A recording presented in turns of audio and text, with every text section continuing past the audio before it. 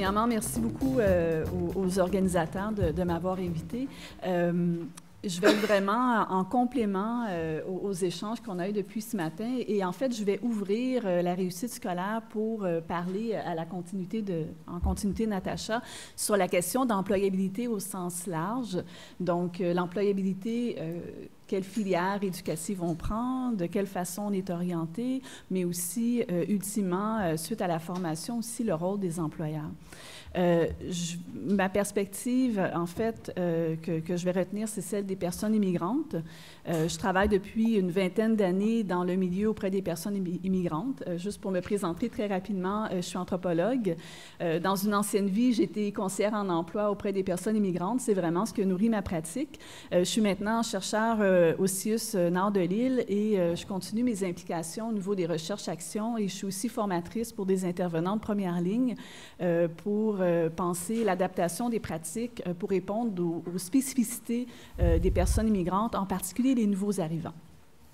Donc, c'est un peu le cadre de ma présentation que je vais faire en quelques minutes, sachant que je me pose vraiment de façon complémentaire, mais quand même, ça va faire écho étant donné que quand on travaille avec des populations spécifiques, il y a des éléments transversaux qui émergent, comme par exemple la nécessité d'adapter par rapport à un curriculum général, la nécessité de prendre en compte la communauté, la famille. Donc, c'est des petits éléments à la fin de la présentation aussi que je reprendrai, qui peuvent être vus finalement de façon transversale. Donc aujourd'hui, ce que je vais vous présenter, c'est issu autant de mes propres expériences depuis plusieurs années, en particulier dans le milieu communautaire, avec la table de concertation des organismes au service des personnes réfugiées et immigrantes, une table de concertation qui regroupe plus d'une centaine d'organismes à travers le Québec. Et je vais vous donner aussi quelques éléments issus de recherches que j'ai réalisées en 2016-2018 sur la mise en application des services en employabilité destinés aux personnes immigrantes. Avant de vous parler de tout ça et des pistes, je vais juste vous donner quelques éléments aussi statistiques pour mieux situer un peu qui sont ces fameuses personnes immigrantes, c'est quoi les défis aussi qu'elles peuvent vivre pour bien insister sur leurs enjeux particuliers qu'elles peuvent vivre par rapport à d'autres. Alors, quand on parle d'employabilité, je dirais on irait un peu avant le retour aux études. Alors, on peut se demander, premièrement, pourquoi retourner aux études? Parce que si on parle de réussite scolaire, il faut aussi voir c'est quoi les ancrages, c'est quoi les buts, c'est quoi les ambitions derrière. Pour certains, c'est la poursuite d'un parcours un peu naturel. Par exemple, on est arrivé adolescent au Québec et on va tout simplement, on poursuit notre trajectoire entre le secondaire, le cégep, l'université. D'autres sont arrivés comme étudiants internationaux, il y en a de plus en plus. Mais ça peut aussi être un retour aux études face à un échec, face à finalement une non-reconnaissance professionnelle des études qu'on a réalisées à l'étranger. On peut arriver comme médecin à 22 ans, comme jeune médecin, et finalement, c'est impossible de travailler comme médecin. Et on peut vous nommer toutes sortes de professions comme ça qui sont réglementées. On peut aussi retourner aux études pour faire valider ses acquis et ses expériences. Donc, il y a aussi différents chemins pour où l'école, que ce soit la formation professionnelle ou technique, a développé plein de programmes de validation des acquis et des expériences. Donc, ce qu'on constate, c'est que face aux difficultés d'intégrer le marché du travail pour des jeunes immigrants, l'accessibilité de la formation joue un rôle vraiment important et souvent, c'est perçu comme la seule voie possible pour intégrer le marché du travail. Il y a des chercheurs qui vont parler de surinvestissement dans les études, d'autres vont parler d'une façon finalement de contourner les obstacles. Mais cette ouverture-là des milieux de formation et cette possibilité-là de retourner aux études comme jeune adulte et même d'avoir parfois une deuxième, troisième carrière, apparaît comme un élément très inspirant et facilitant, finalement. Donc, le rôle important des écoles derrière tout ça. Mais il y a un élément aussi parfois qu'on oublie quand on est chercheur et qu'on travaille sur les problématiques, c'est que retourner aux études, c'est aussi poursuivre un rêve. Donc, quand on pense l'adaptation des services en employabilité, tout ça, c'est aussi accompagner les jeunes dans leur trajectoire pour accomplir un rêve, accomplir ses ambitions. Et ensuite, la question demeure, est-ce qu'on donne les moyens d'accomplir ce rêve-là? Donc là, je vais vous mettre des tableaux, des statistiques. L'important, c'est pas de retenir les chiffres, je veux juste vraiment mettre en relief qu'il y a vraiment des spécificités qui distinguent les nouveaux arrivants, les personnes immigrantes par rapport aux personnes non immigrantes. Ça, c'est un immense tableau, juste pour vous montrer, finalement, l'hétérogénéité des catégories d'immigration qui vont moduler l'accès aux services. Quand on est une personne immigrante, on peut être à l'école, on peut être sans emploi, on peut chercher des services pour s'orienter sur le marché du travail, mettre à jour son CV. Il y a une multitude de possibilités qui peuvent s'offrir, mais selon le statut qu'on a, on peut avoir ou non accès aux différents services. Si je suis un étudiant étranger et que je cherche à me réorienter sur le marché du travail, à qui je m'adresse? Si je suis le conjoint ou la conjointe d'une personne sur un visa d'études ou sur un visa de travail temporaire, à quoi j'ai droit? En fait, à pas grand-chose. C'est un des enjeux et c'est important d'insister pour ouvrir finalement l'accessibilité. Et ça a été documenté comment le fait d'être et jeune et personne immigrante amène souvent une rupture des services. Mais donc, quand on parle des différents obstacles vécus par les personnes immigrantes, la chose à retenir, c'est qu'il y a vraiment une hétérogénéité des trajectoires, des statuts qui vont faire qu'il y a vraiment une multitude de réalités derrière. Et là, je pourrais vous donner plein de chiffres, mais je ne le ferai pas parce qu'on va manquer de temps. Mais peut-être juste pour revenir sur les étudiants étrangers, on parle beaucoup des résidents permanents. On reçoit environ 40 à 50 000 résidents permanents chaque année. Mais depuis les 10 dernières années, la migration temporaire, ceux qui sont sur un visa, en fait, qui n'ont pas accès à un statut véritable, il y a environ 30 000 étudiants internationaux par année au Québec. Donc, c'est énorme.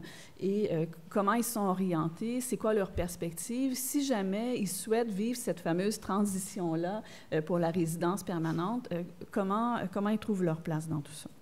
Encore pour mettre la table rapidement, depuis une trentaine d'années, on observe un phénomène de diversification de l'immigration qui touche le Québec et le Canada. Au Québec, maintenant, il y a plus de 180 pays d'immigration représentés, 140 langues parlées, avec l'arabe qui apparaît en tête de liste après le français et l'anglais, une diversité de religions et aussi en parallèle un phénomène qu'on appelle de métropolisation de l'immigration où l'immigration, surtout les personnes membres de minorités visibles ou racisées, sont majoritairement basées à Montréal, ce qui amène aussi des bénéfices parce qu'on s'habitue avec le temps, parce que c'est une immigration qui dure, mais qui peut aussi amener des enjeux au niveau de la pression.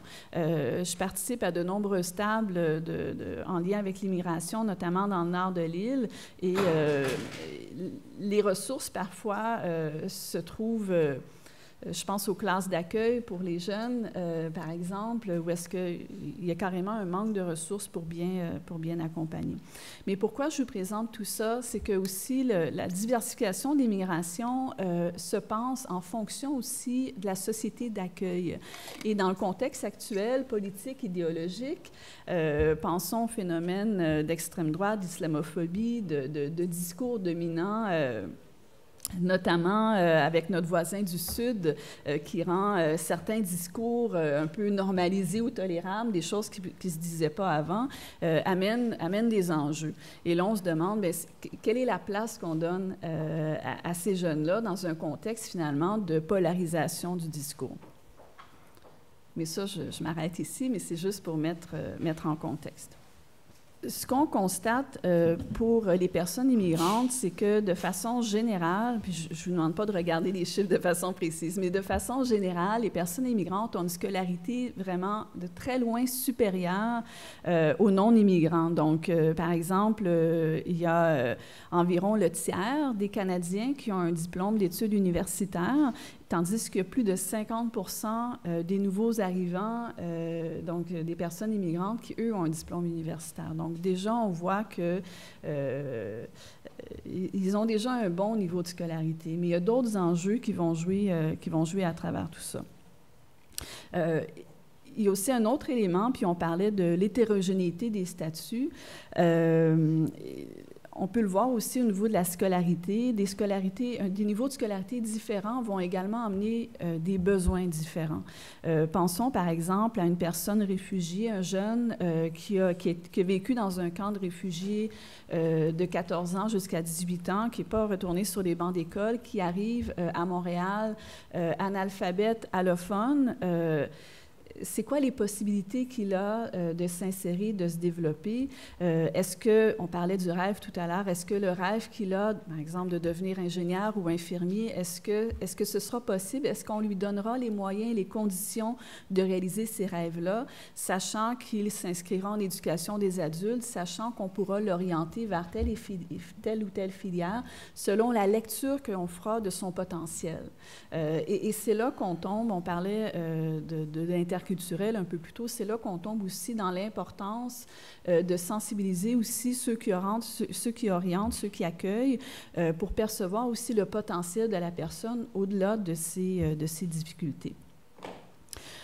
Un élément intéressant qu'on voit quand on analyse ceux qui retournent aux études parmi les personnes immigrantes, il y a environ 20-25 de cette période-là, 2012-2016, qui sont retournés aux études, mais il y a vraiment des filières différentes selon les personnes réfugiées et selon ceux qui sont arrivés avec l'immigration sélectionnée.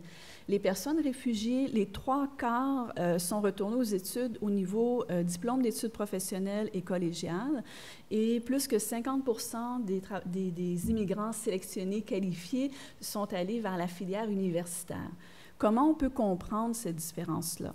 Est-ce que c'est parce que, globalement, les personnes réfugiées sont moins scolarisées, ou est-ce que c'est parce qu'ils n'ont pas leur papier avec eux à cause de la situation de la guerre et qu'ils n'ont pas réussi à faire reconnaître leurs expériences? Donc, encore là, on voit finalement l'importance de tenir en compte des trajectoires, finalement, de vie des gens, et de penser quelles sont les possibilités qu'on leur offre pour s'émanciper, pour devenir un citoyen, pour réaliser leurs rêves. C'est le dernier, je vous jure. C'était juste pour contraster. On a vu que les personnes immigrantes, de façon générale, sont très, très scolarisées par rapport aux natifs, mais quand on regarde le niveau de littératie, il y a vraiment un décalage hyper important. Le niveau de littératie, je peux vous donner la définition, c'est l'aptitude à comprendre et à utiliser l'information écrite dans la vie courante, à la maison, au travail et dans la collectivité en vue d'atteindre des buts personnels et d'étendre ses connaissances et ses capacités. Donc, c'est finalement maîtriser un français qui nous permet de vivre au quotidien. Le niveau 3, c'est le niveau qui nous permet d'être fonctionnel. Pour les personnes immigrantes, on voit que seulement le tiers, ou autour de 40% au maximum, ont ce niveau-là. Les non-immigrants, autour de 60%. Donc, on voit là derrière, finalement, tout l'enjeu de la langue et l'intérêt, finalement, de penser la francisation et différents outils pour permettre l'acquisition de cette langue-là et de voir le potentiel de la personne au niveau de l'apprentissage. Donc, quand on regarde, j'ai tiré ça du réseau Réussite de Montréal, par rapport aux enjeux, par rapport aux défis du point de vue du milieu de l'éducation, quand on regarde les défis vécus par les personnes immigrantes, le fait donc de ne pas avoir la langue maternelle du français est un enjeu, est arrivé en cours de scolarité secondaire, mais surtout est arrivé avec un grand retard scolaire, soit plus de 2 ans.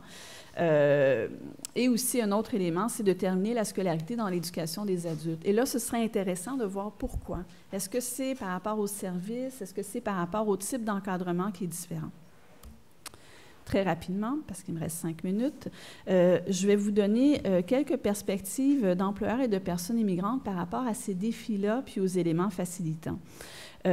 Pourquoi prendre le point de vue des employeurs? Bien, parce que ce sont eux, finalement, qui, en bout de ligne, vont accueillir les personnes immigrantes. Et si on pense la trajectoire d'insertion, c'est important de l'avoir aussi au sens large, donc dès le choix de la formation jusqu'à la fin. Tout est dans tout, comme on dit.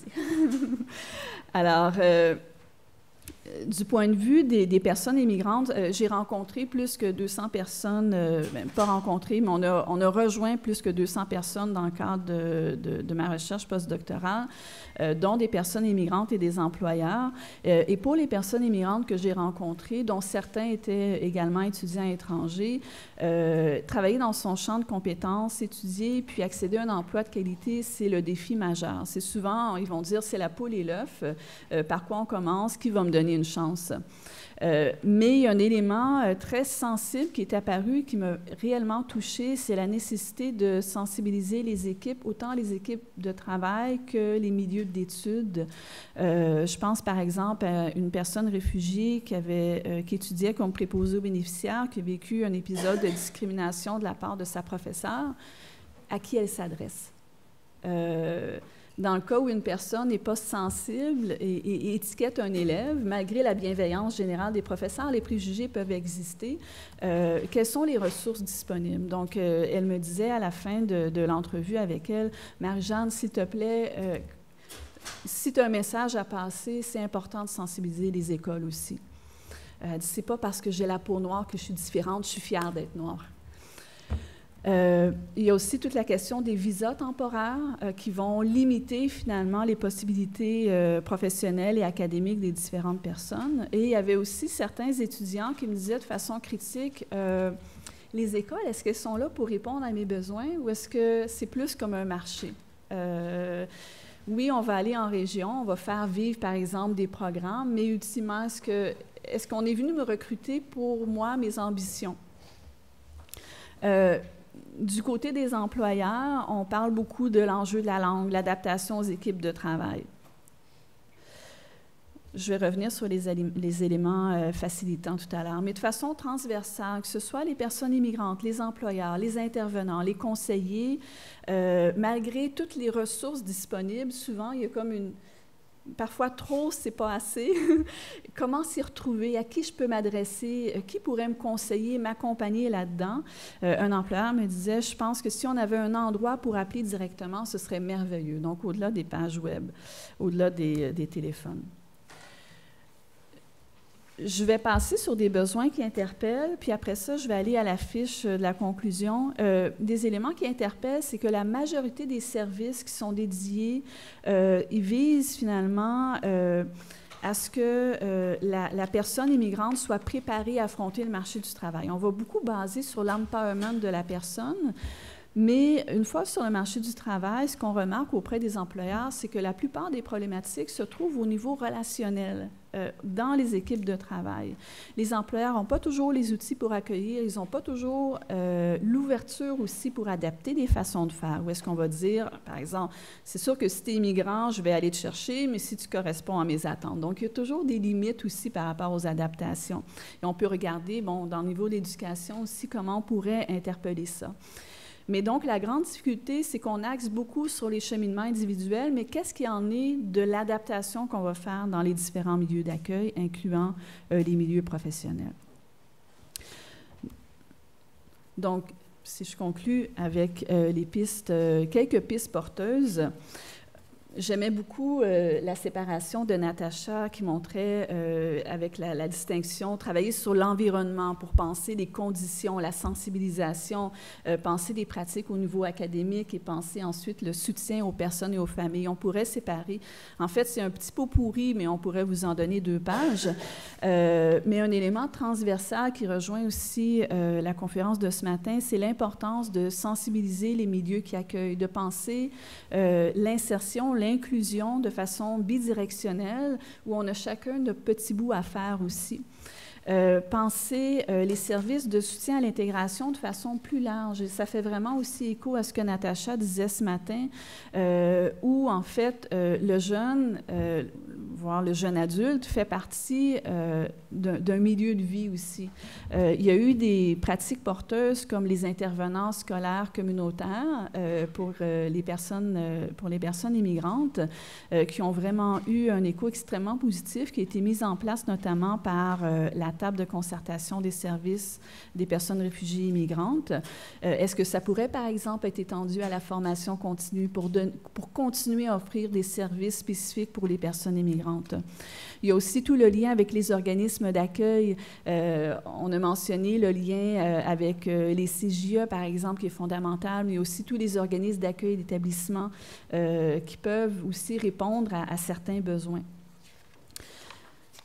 Je ne dirai pas tout parce que je dois conclure, mais si j'avais à conclure, je dirais, juste une petite seconde, donc, que la transition vers l'âge adulte, c'est un moment clé marquant au cours du cycle de vie de ces jeunes-là. Les jeunes immigrants, ils expérimentent des défis spécifiques qui peuvent se cumuler, qui peuvent s'entrecroiser, qui vont les distinguer des populations non immigrantes. Ces enjeux-là ont été très documentés, l'effet des statuts être allophones, la précarité économique, le vécu prémigratoire qui peut influencer, la sous-scolarisation, l'enjeu aussi des diagnostics en contexte interculturel. Le travail, c'est une facette centrale du processus d'insertion, tandis que les jeunes immigrants vont éprouver davantage de difficultés à s'insérer sur le marché du travail, particulièrement les minorités racisées. En fait, oui, je dois vraiment conclure. Je voulais dire donc l'intérêt de poursuivre des recherches en ce sens-là et puis de poursuivre la concertation intersectorielle. Merci. Merci beaucoup, Marie-Jeanne.